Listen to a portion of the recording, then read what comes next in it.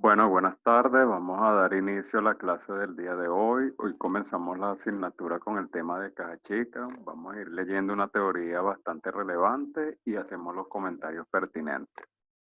Comenzamos con la definición de caja chica. Es un fondo que se establece para realizar pagos menores dentro de la organización, ya que realizarlos mediante cheque resultaría impráctico. Imagínese por un solo momento que cada vez que la empresa necesitara comprar un botellón de agua, comprar un almuerzo o incluso sacar una copia, se viera en la necesidad de emitir un cheque. Eso no sería para nada práctico. Y además hay que considerar que actualmente el uso de los cheques cada día se encuentra más en desuso. Por lo general, ahorita todo se resuelve a través de una simple transferencia bancaria o inclusive un pago móvil. Pero para las organizaciones siempre es importante establecer un fondo para gastos menores y ese fondo se conoce como la caja chica. Cuando se designa un fondo de caja chica es necesario nombrar a un custodio responsable. También es importante nombrar a un administrador del fondo que es el que le va a hacer los arqueos sorpresivos y también es muy necesario elaborar un reglamento de caja chica donde se va a establecer qué gastos serán permitidos y cuáles no. Ahora, la cuantía del fondo dependerá del tipo de la organización y de su tamaño. Para algunas organizaciones posiblemente unos 20 millones sea suficiente, para otras posiblemente no. Y bueno, allí todo dependerá de lo que decida la gerencia. Ahora bien, ¿cuál es el asiento de creación de un fondo de caja chica? Es el que vemos allí. Es un asiento bien sencillo donde le vamos a cargar a la cuenta de activos caja chica y le vamos a abonar a la cuenta de banco o caja. Banco si el fondo se crea mediante la emisión de un cheque o caja si más bien se crea con la emisión, en este caso, de que se le dé a ese cajero o responsable custodio los bolívares en efectivo. ¿Qué deben de tener aquí muy claros, muchachos? Que la cuenta de caja chica, por llamarlo de alguna manera, es una cuenta muy delicada, es caca, por decirlo así. Es decir, no la podemos estar movilizando libremente. Únicamente podemos movilizar la cuenta de caja chica en dos circunstancias bien claves. Cuando aumento el fondo o cuando disminuimos el fondo. Si yo necesito aumentar o incrementar el fondo de la caja chica, lo aumentamos a través de un cargo. Por el contrario, si necesitamos más bien disminuir la cuenta de caja chica, tenemos más bien que efectuarle un abono a la caja chica. Porque no olvidemos que por ser una cuenta de activos, esa cuenta de caja chica es de naturaleza deudora. Aumenta por el debe y disminuye por el haber. Por eso es que allí le coloqué como nota que la cuenta de caja chica, una vez creada, se le podrá realizar cargos y abonos únicamente si existe aumento o disminución del fondo. Ahora bien, ¿qué es el arqueo de caja chica? Es importante realizar arqueos sorpresivos con la finalidad de comprobar el correcto uso del fondo.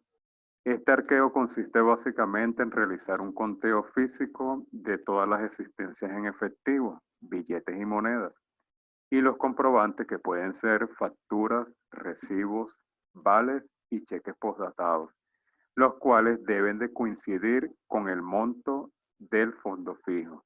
De existir alguna discrepancia, se determinará sobrante o faltante. Vamos a verlo a través de un simple ejemplo.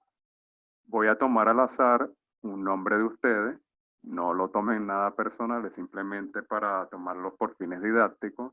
Vamos a suponer que a la compañera Valeria la designamos como custodio responsable del fondo y al momento de crear el fondo fijo, le otorgamos a esa compañera Valeria la cantidad de 50 millones de bolívares, es decir, Valeria como responsable de ese fondo fijo debe de garantizarnos el correcto uso y disposición de esos fondos, que en este caso son 50 millones de bolívares. Ella debe de responder siempre por esa cuantía del fondo fijo. Al momento del arqueo, ella nos podrá presentar solamente dos cosas, o efectivos o comprobantes. ¿Qué es lo único que nosotros vamos a considerar como efectivo? Billetes y monedas. Más nada debe de ser considerado como efectivo. Repito, lo único que vamos a considerar como efectivo son los billetes y las monedas. Claro, ustedes me dirán, ahorita las monedas en nuestro cono monetario están desaparecidas. Y es verdad, porque más nunca salieron en circulación, pero en algún momento que se llegue a retomar el uso de las monedas, recuerden que debe de ser considerado como efectivo. Ahora bien, todo aquello que no sea efectivo, es decir, todo aquello que no sea ni billetes ni monedas, debe de ser considerado como un comprobante. ¿Qué puede ser un comprobante en consecuencia? Factura, un recibo, un vale, un cheque que se encuentra al momento de ese arqueo debe de ser asumido como un comprobante. Ahora bien, ya visto el arqueo de caja chica, podemos ver las tres fórmulas más elementales del tema. En primer lugar, tenemos la siguiente igualdad, donde nos dice que el fondo de caja chica siempre va a ser idéntico a la sumatoria del efectivo más el comprobante. Vamos a verlo a través del mismo ejemplo que hicimos con la compañera Valeria. Allí, en este ejemplo hipotético, tenemos los 50 millones de bolívares, que fue el dinero que recibió la compañera Valeria para todos esos gastos menores. Le realizamos el arqueo sorpresivo y ella nos presenta en efectivo, que aún no lo ha gastado, 20 millones de bolívares y también nos presenta una serie de facturas que totalizan 30 millones de bolívares.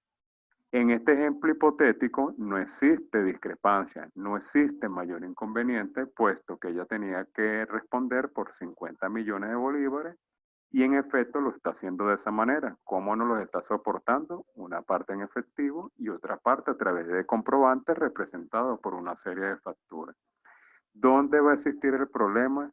Cuando esta igualdad no se mantiene. Ejemplo, cuando estamos en presencia de un faltante. ¿Cuándo va a existir ese faltante?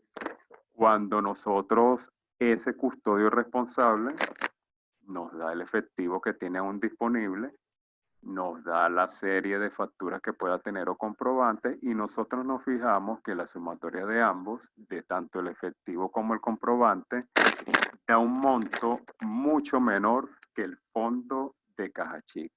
Volviendo al mismo ejemplo de la compañera Valeria, ella recibió para el fondo fijo la cantidad de 50 millones. Le hicimos nuevamente el arqueo sorpresivo y en esta oportunidad ella solamente nos está presentando por el efectivo que aún no ha gastado 20 millones de bolívares y también nos presenta una serie de facturas que totalizan 20 millones de bolívares. Si totalizamos el total de efectivo más el total de comprobantes, eso nos da un gran total de 40 millones de bolívares. Entonces allí nos preguntamos, ¿existe un faltante? Por supuesto que sí, porque ella tenía que responder por la cantidad de 50 millones de bolívares y solamente nos está soportando 40 millones de bolívares, representado una parte en efectivo y una parte de comprobante. En este ejemplo hipotético existiría un faltante de 10 millones de bolívares. La tercera fórmula elemental es acerca del sobrante de caja chica.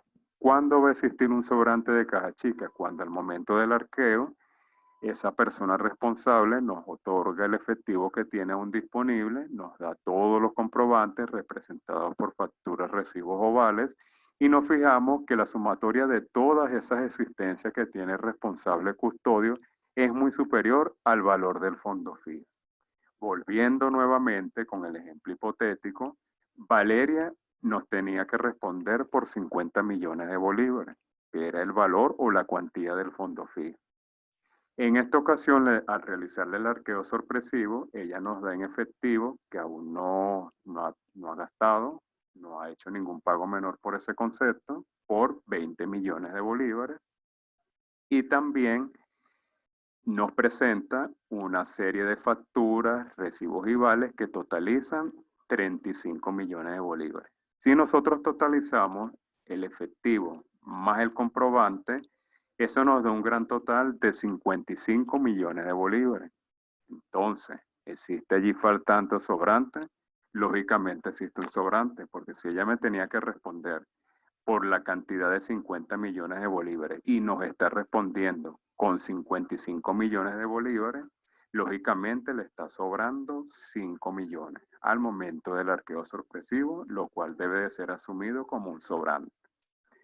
También les incluí en esta primera parte unas notas de relevancia muy importantes para que lo tengan presente en los ejercicios. La primera es que los cheques emitidos a nombre de cajeros, sean empleados o gerentes, se encuentren postdatados o no, nunca deberán ser considerados como efectivos, ya que constituyen una violación del control interno. Vamos otra vez al ejemplo hipotético y voy a nombrar en este momento una segunda persona. Tampoco se sienta aludida, voy a tomar como nombre Mariana, un nombre de algunos del listado que estoy viendo en este momento. Bueno, ya sabemos que Valeria es la responsable del fondo de Caja Chica, ya la designamos a ella con 50 millones de bolívares. Resulta que Mariana, un día que estaban allí trabajando, se le acercó y le planteó a Valeria que le prestara 10 millones de bolívares, porque ella no tenía para el pasaje, no tenía cómo trasladarse para su casa y tenía esa eventualidad. Viene Valeria, que es muy amiga de ella, y le presta los 10 millones de bolívares. Bueno, resulta que al día siguiente Mariana vuelve a asistir otra vez a su puesto de trabajo y a Valeria, en vez de darle los 10 millones de bolívares, le cancela esos 10 millones de bolívares con un cheque. Y resulta que Valeria se lo acepta y lo guarda en la caja chica, con la mala suerte de Valeria que ese día le realizaron el arqueo sorpresivo. ¿Será que ese cheque que le encuentran a Valeria lo vamos a considerar como efectivo? No, nunca se debe de considerar como efectivo, porque primero ya quedamos a nivel teórico que lo único que vamos a considerar como efectivo son billetes y monedas. De resto, lo que no sea billetes ni moneda no puede ser considerado como efectivo. Y segundo, no podemos considerar ese cheque que recibió Valeria como efectivo, ya que allí constituye una violación total del control interno. Mire, por más seguridad que tengamos que Valeria, cuando asista a la institución bancaria a cobrar ese cheque, solvente ese inconveniente de esos 10 millones que prestó, igual no lo podemos considerar como efectivo. Es más, lo vamos a considerar al momento del arqueo de Caja Chica como una cuenta por cobrar empleado, una cuenta por cobrar empleado que debe de cancelar Valeria. Ahora bien, cuando ella formalice el cobro del cheque, bueno, allí se eliminará esa cuenta por cobrar empleado. Otro punto importante es que un cheque postdatado o postfechado es aquel que se otorga físicamente un día, pero tiene una fecha de expedición futura. Volviendo al mismo ejemplo de Valeria y Mariana, resulta que Mariana no le bastó solamente con pagarle ese dinero que le había prestado con un cheque, sino que cuando revisamos el cheque se lo entregó un día como hoy, 18 de mayo, pero resulta que cuando revisamos muy bien el cheque, la fecha de emisión resulta que tiene como fecha el 21 de diciembre del 2021. Es decir, ¿será que cuando Valeria asista a la institución bancaria le van a hacer el pago de ese cheque? No, no se lo realizarían porque sería efectivo, es al momento de la emisión. ¿Y cuál tiene como fecha de emisión en ese ejemplo? El 21 de diciembre del 2021. Es decir, ella podrá formalizar el cobro de ese cheque cuando llegue el 21 de diciembre. Entonces allí estaríamos en presencia de un cheque postdatado, es decir, un cheque que se entrega físicamente un día como hoy, 18 de mayo, pero tiene una fecha de expedición futura que en este ejemplo hipotético es el 21 de diciembre del 2021. También debe quedar claro que un vale de caja chica es un comprobante por gastos menores que se realiza el cajero a fin de soportar algunas erogaciones de efectivo del fondo de caja chica. Es decir, digamos que es un instrumento transitorio o soporte mientras se formaliza la recepción de la factura. Porque en muchas ocasiones, mientras se manda a comprar cierto gasto menor o a realizar cierta erogación, mientras dura todo ese proceso de recabar la factura o el recibo, el cajero responsable tiende a elaborar este formato conocido como vale de caja chica. Finalmente, para terminar esta primera parte teórica, les incluye lo que es el reembolso de la caja chica. Al momento de efectuar el reembolso y determinar el monto del cheque a emitir, se debe de considerar el fondo de caja chica, el efectivo y cualquier variación ocurrida del fondo al momento del arqueo. El valor del cheque a emitir se calculará de la siguiente manera, es decir, cuando estemos en presencia de el reembolso, que se ocurre posterior al arqueo sorpresivo, tenemos que estar muy pendientes del efectivo disponible, del valor del fondo fijo y, por supuesto, si la gerencia decide incrementar o no la cuantía del fondo fijo. Existen tres maneras para calcular el valor del cheque a emitir. En pocas palabras, ¿qué es el cheque a emitir? Es el monto necesario para reponer nuevamente el fondo de caja chica. La primera opción, nada más la deben de aplicar cuando el fondo no varía. Cuando el fondo no varía, la fórmula es esa. Deben de tomar el fondo fijo y le deben de restar el efectivo. Ahora, cuando el fondo varía, esa primera opción ya no es viable, porque tenemos que reconocer en ese valor del cheque emitir el aumento o la disminución del fondo.